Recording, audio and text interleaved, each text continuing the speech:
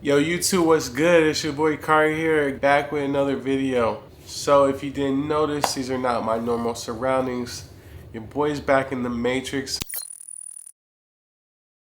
I'm back in the United States of America for a little bit. When I say the Matrix, I pretty much mean the US for me. Really what I mean by the Matrix is a term that I use with a couple of my friends, but really just stands for if you were from a rich country and you happen to return home to the place where you were raised, where everything is copacetic and familiar, and for me, that's the US. If I were to go to a different rich country, I would not call that the Matrix.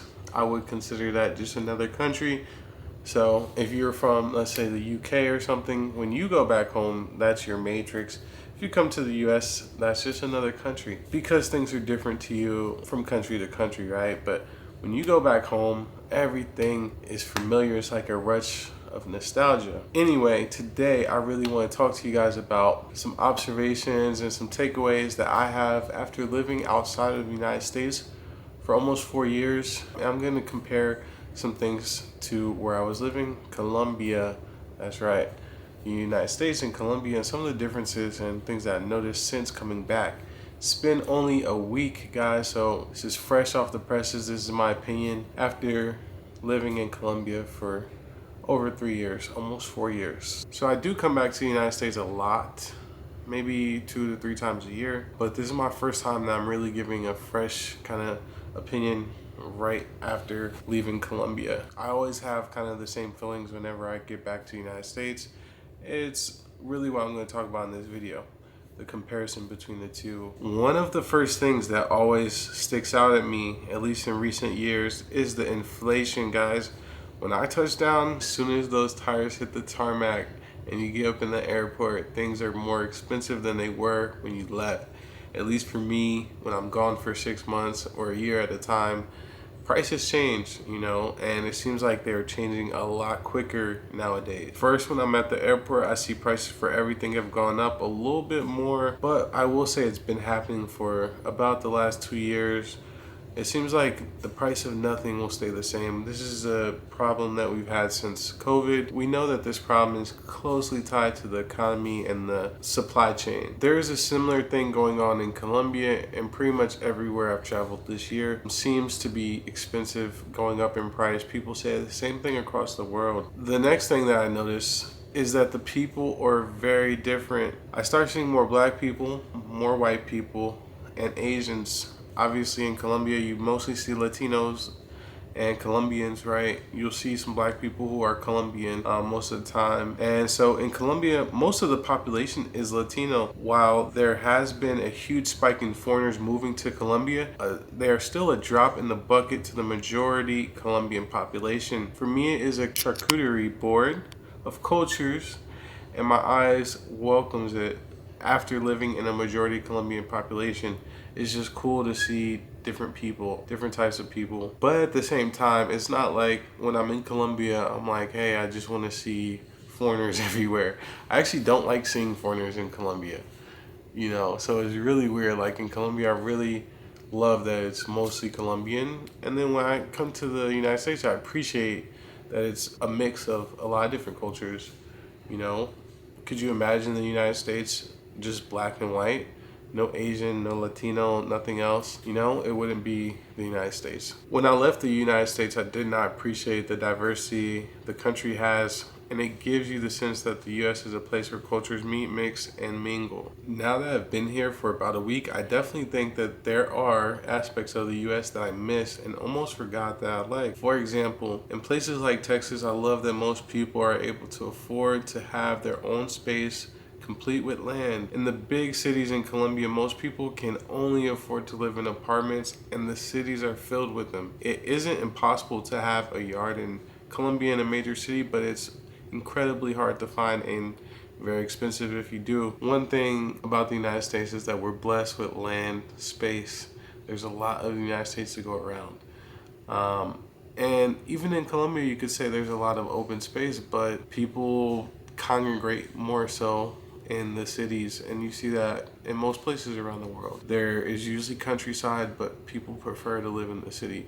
I think the US has a good balance of like suburbs where You're close to the city, but you still have a little bit of space. There are some other aspects that I think are often overlooked in this common comparison, such as the stigma that the USA has around health and obesity. I think the USA is much healthier than it gets credit for. And while there are a lot of people battling obesity, there are a lot of people in good health.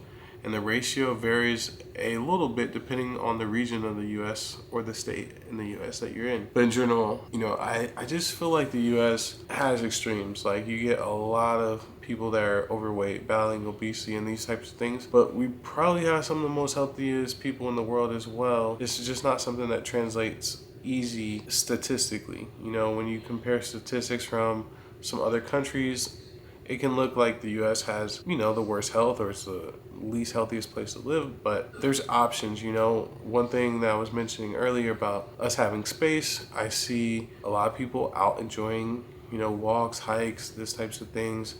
Just depends on where you are, if you're that type of person as well, if you're willing to put in the work to go get outside and move around. But it's available to you in the US if you want to. I think, if you're the type of person that chooses to stay inside all the time, you'll probably do that in Colombia, or in the US, it doesn't really matter. But the option is there, Then it comes down to weather, Colombia absolutely wins. Medellin absolutely wins when it comes to weather. In the United States, or in Texas where I'm at, it's so hot, you don't really want to go outside in the summer, or almost half the year you don't really want to go outside. In the daytime, you have to go really early in the morning or late at night, or in the evening, I should say. And so it's easier to get outside and be active, I think, in Colombia, because the weather is more suitable for that. Nonetheless, in Colombia, the people are much healthier in general. And it has a lot to do with their lifestyle.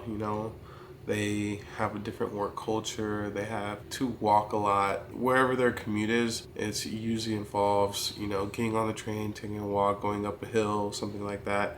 And if not, there's still a lot of people that have cars, but a lot of people go to the gym in Colombia, and a lot of people on the weekends just get out. And they have the 𝐦𝐨𝐵𝐿, which is where they close down the roads and allow people to walk. These are public roads that they close down, main public roads that they close down and let people walk. And, they do have some great attractions that you could go to close to the cities, like waterfalls, hikes, different things, So depends on where you are in the US. The US has so many different landscapes. The people in Colorado, when you compare them to people in Texas, they're probably gonna be more healthy because they have more outside stuff to do. The mountains and things like that are a big draw to get people to go outside. So in general though, Colombians are way healthier. And also their diet is so simple, it's so clean for the most part. They don't have as much, fast food options and advertisement going on to get people hooked on fast food. And so you get what you get there. And so the lifestyle is the perfect transition to my next point, which is that in the US, there seems to be an easily accessible solution for almost everything. While in Colombia, it is not that simple. The US is a place that, in my opinion, is built on efficiency and accessibility. For example, if you call the bank in the US, it will ask you which language you want to talk in. While in Colombia, you can forget about it. Only option that will be available for you is Spanish. This was one of the things that made me learn Spanish, right? Calling the bank, calling a doctor, trying to make an appointment, you have no option. I've also seen growth in the efficiency that many businesses use, especially restaurants. You see a lot more order ahead platforms that restaurants are using to allow people to place orders and have things ready ahead of time, things like that. I just think it's a lot easier in the United States. Obviously, we have Amazon. You can get things shipped to you a lot easier. It's just a really efficient place. It's kind of dangerous that you can have anything in a day or two at your house. It's a good thing and a bad thing, right? And so these are just a few of my observations and comparisons I like to make after another tour of duty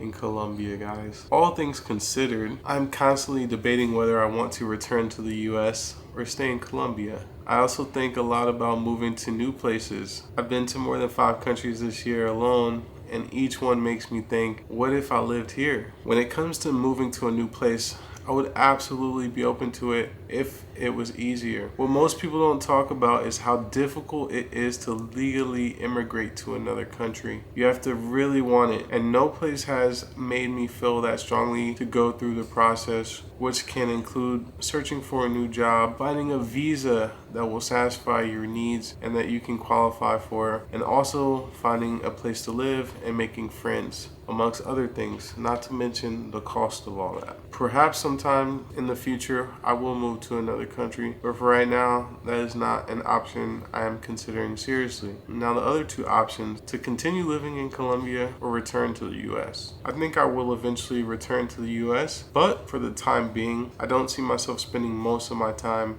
in the US, perhaps 50-50, but probably not more than 50%. And maybe I start traveling more and spending more time in new places. I'm working on a business that would involve importing goods from Colombia to the US, and that seems like a cool option for me because I like being in both places. There's things about both that I like. In the perfect world, I can enjoy the good things of the US when I want, but I will also be able to enjoy the things I love about Colombia and other places. And perhaps down the line, I can expand and do business in other countries. Wouldn't that be cool? Either way, you never know. That's why you guys like, comment, subscribe to the channel. If you're at all interested in a consultation, maybe you want to learn how I was able to move out of the US and live in another country, or maybe you want some advice and pointers on Medellin and how to survive out there, hit me up on Instagram at Kari.HQ. I'm gonna wrap the video up here. Thanks for watching. Peace.